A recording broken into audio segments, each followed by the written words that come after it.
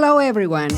Welcome back to Collaborative Edges, conversations to inspire initiatives across languages and cultures. I'm Quispe-Agnoli, professor of Hispanic Studies at Michigan State University and the host of Collaborative Edges. Today, we'll talk about history, autobiography, self and the other in contemporary Italian cinema. Our guest is Marcia Landy in conversation with Joseph Francese. Welcome. Hi, Marcia. Thanks for having us here today. Marcia Landy is Distinguished Professor Emerita in English and Film Studies and in French and Italian Studies at the University of Pittsburgh.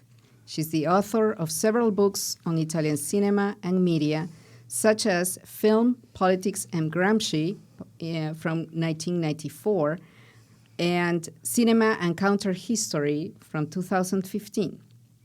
Professor Landy is visiting Michigan State University following an invitation by Professor Francese. And today we will talk about her forthcoming presentation on how film and media studies, philosophy, and Italian cinema connect in her reflection about the language of self. Professor Francese is a university distinguished faculty and professor of Italian in our university, and he will start the conversation. Thank you. Marcia, would you please give us an idea of where you're going with your current research?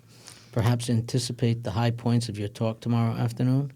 I think our audience would be interested in hearing how you cross disciplinary boundaries. Would you care to explain? I would be glad to. If I could start back a little farther, but my first book, which was on fascism and film.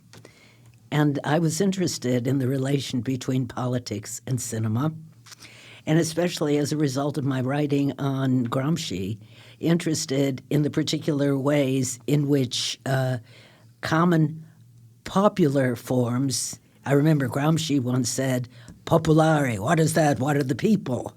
But what he was interested in, I think, was trying to find out what it is beside the rhetoric. And he was a great student of language. And I thought at that point, not many things had been written about film and fascism, because that was way back in the 80s. And what I discovered in that is that I should collectively say there are several different conceptions of history operating. One conception, I think, has been somewhat exploded by recent critics. And I think one of my former professors at the University of Rochester, Hayden White, was instrumental in doing this, but others have followed it, R.J. Kaufman.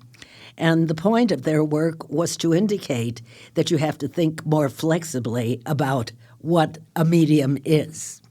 And in this case, my medium is cinema.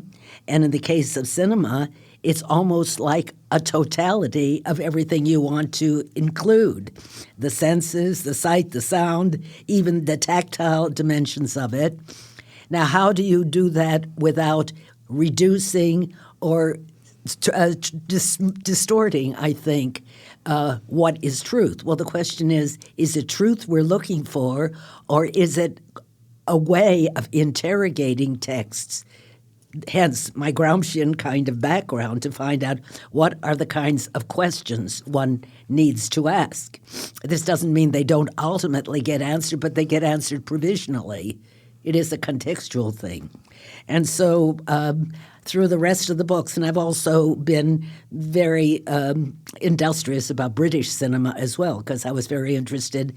When I started working on it, nobody had ever written on popular British cinema. They'd written about Shakespeare on film.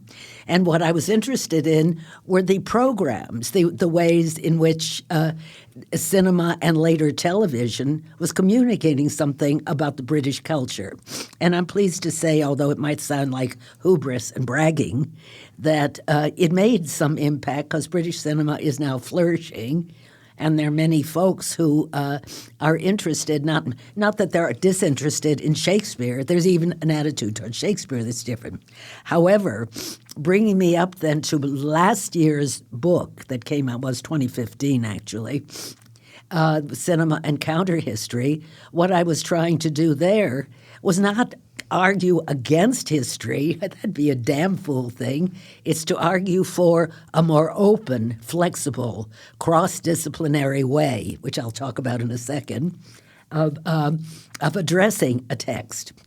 How do you do that without sounding like your enemy describes that, it's a lot of superficiality? So you need to know something about one discipline. But as I say about films, it's not one discipline. It's everything there. It's a technology, it's an audience, it's an interaction, our languages are there.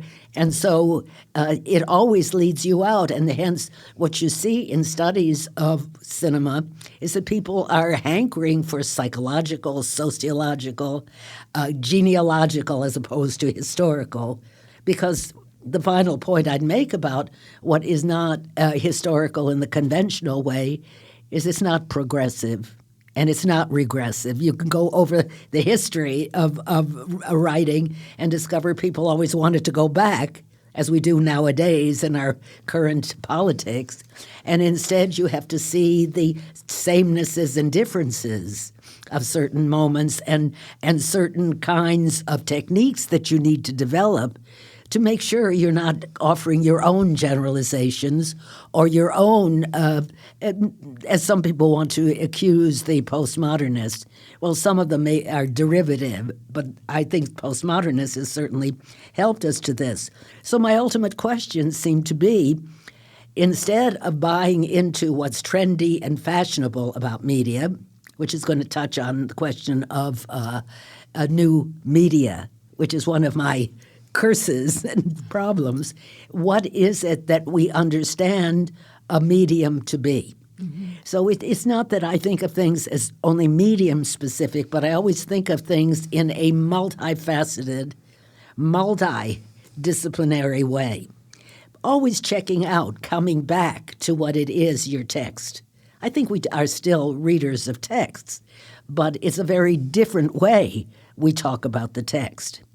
The other thing I'd say, my last point on this, unless you have some questions, is that I am very devoted to the idea. I'm devoted to the writings of Roland Barthes, and I'm devoted even to the writings of Gilles Deleuze.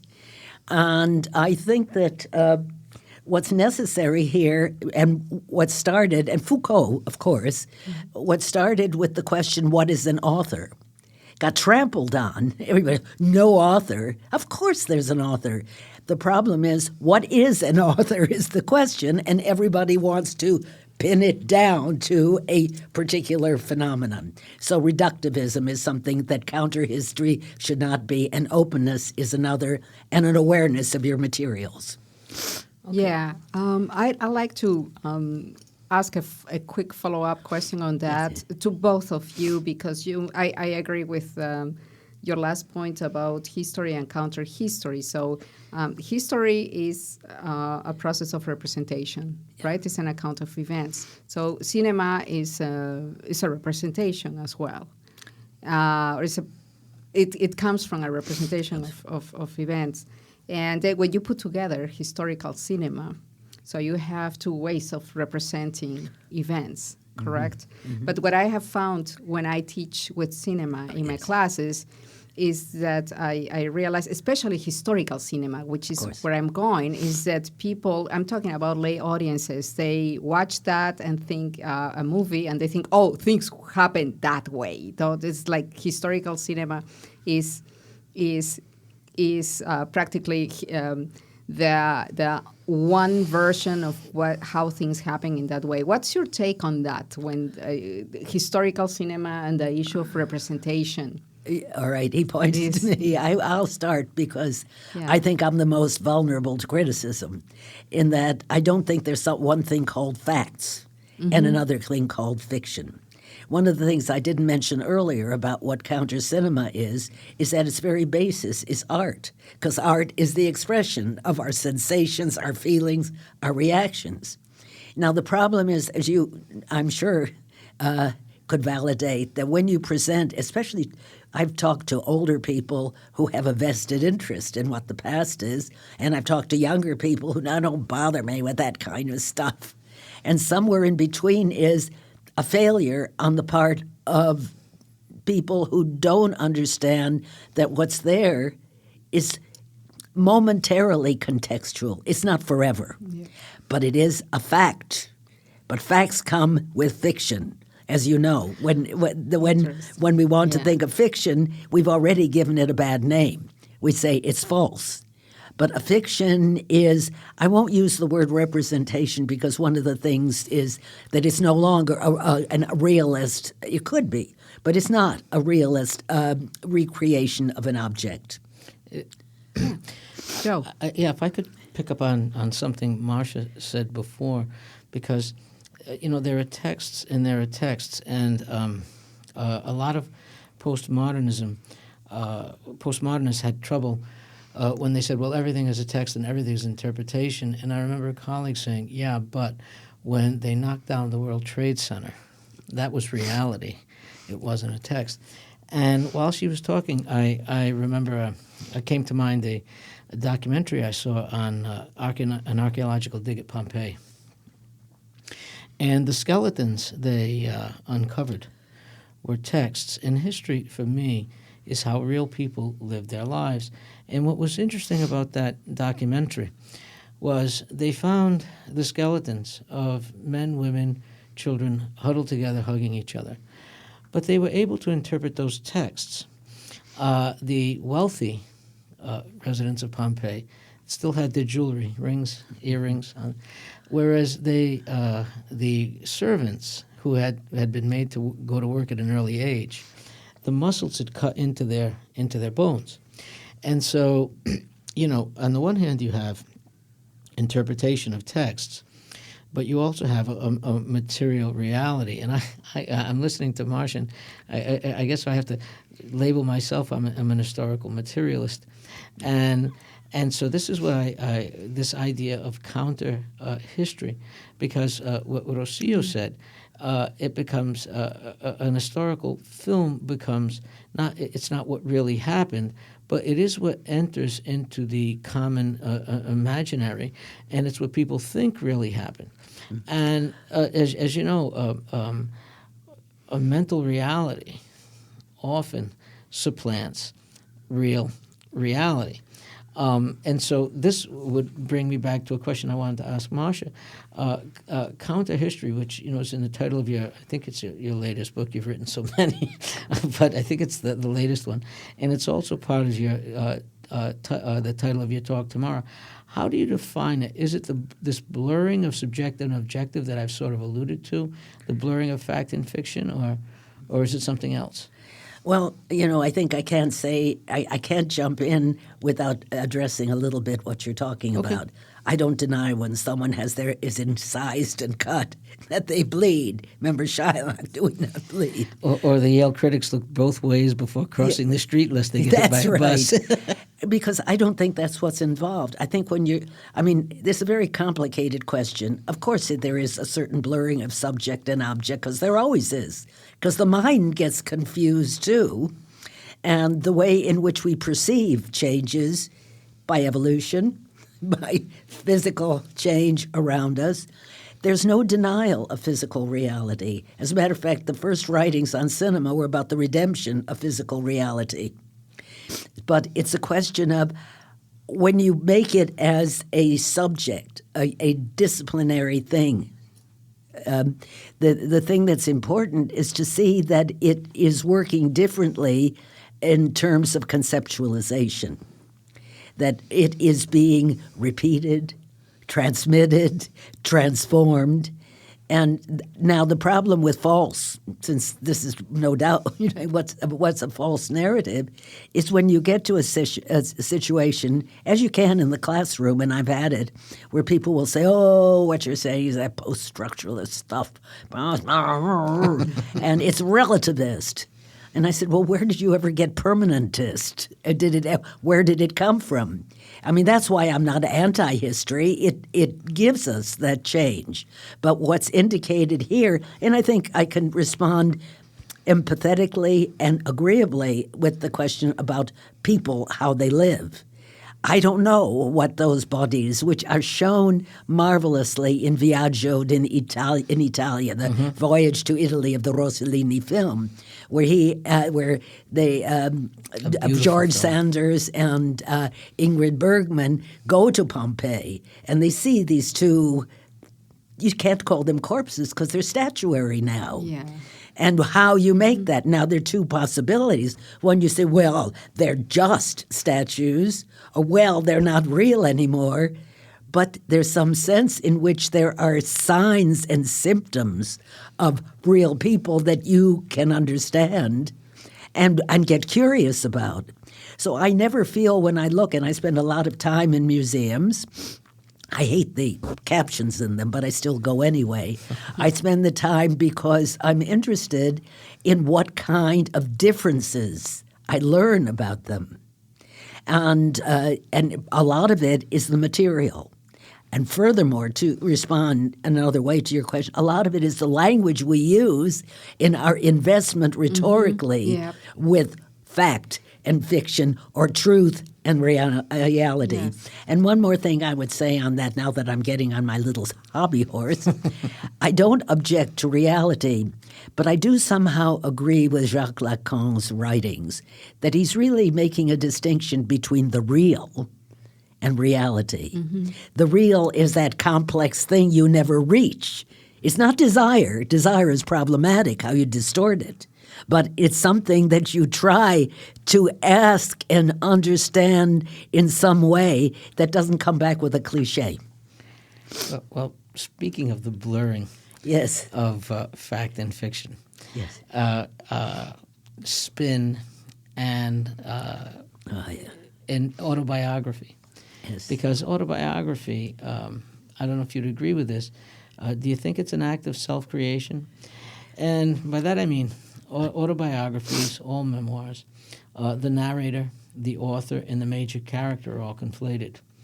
Authors mediate and control all elements of the narrative, including their relations with the audience. And now, you have press secretaries telling us what we saw. Yeah. And so you have one reality, a narrative supplanting reality. Well, in an authoritarian society, that's cheap literature. Everyone can tell you what you're supposed to believe. The hardest part is to show complexity and show contradiction. And you can't just say to a person, I mean, I'd like somebody to say to Trump, you're a liar. And a few people have said that. But I don't think that's what the issue is. The issue is, why are you doing that? What's the basis of this? And there's a question of, let me go back now to your opening statements because I get over-enthusiastic about some things. One has to do with how do you understand terms? I've already talked about fact and fiction, which needs a lot of work, but they're related. The other is the self. And as I said, coping with the notion of the author. I don't think I totally agree with a lot of things she's doing because she seems to be hip on stories, everyone telling stories. She? Marcia? I'm going to give you. Oh, sorry. I wanted to start by not vilifying her and then give her a compliment. Adriana Cavarero, who wrote a book on storytelling and has written on biography. And I was very excited about it, that she's doing that. But in some way, it seems that all roads lead back to a common denominator of a story, whether it's Oedipus or I'm going to talk more about our Hamlet, etc. But I think that the issue of a self, all right, I better come clean. I know about selfies. I live among them. I have colleagues among them. The world is out there with everyone selling themselves. And it seems to me that it is a vacuous kind of description of what a soul, a life is, or even an identity. I think that we're coping with something that is not complex as we would like to understand. So what is the self? the self is not only what you've read, but who wrote what you read and how you received it, what you've seen, what you've eaten, your biological perspective. It's a body, but it's a body related to a mind. So it's all those things, and instead of just being a simulacrum. Exactly. I think the simulacrum is a bad word, but I think it was used at a revolutionary time to talk about the consumption of the self as a commodity. Yeah, I have been exploring in my own research. I have come to the realization that working with identity, as it is understood as a fixated term, that is not the right approach, and that's why now I prefer to talk about identification. The process of identification, because also identity is so malleable and so fluid throughout the time. And now you're touching on the self, which I should have thought of that before, but you are absolutely right. There are so many selves and so many ways to understand the self, and it's a malleable concept. And so many aspects of a life form that you can't fix it in that way. It's true. Yeah. So it's, but I think it's worth considering, because I think right now, as a student of fascism, I know people love their scapegoats, and they love to pick out as the not me, the not self. But that kind of comes out of the conception of the self, that if you have boundaries of the self.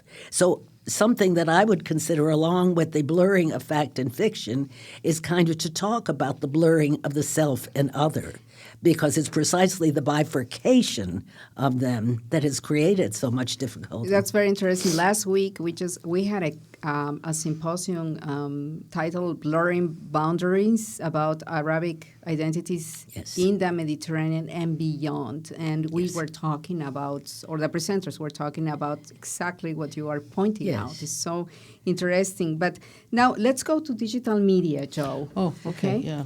I was going to ask you about Pirandello, because a lot of what you said. Yes, I am a great lover of Pirandello and of the Taviani brothers who have used Pirandello, and of the Southern Question, which is tied up with Pirandello. Well, I was thinking of the late Mattia Pascal and one. Of course.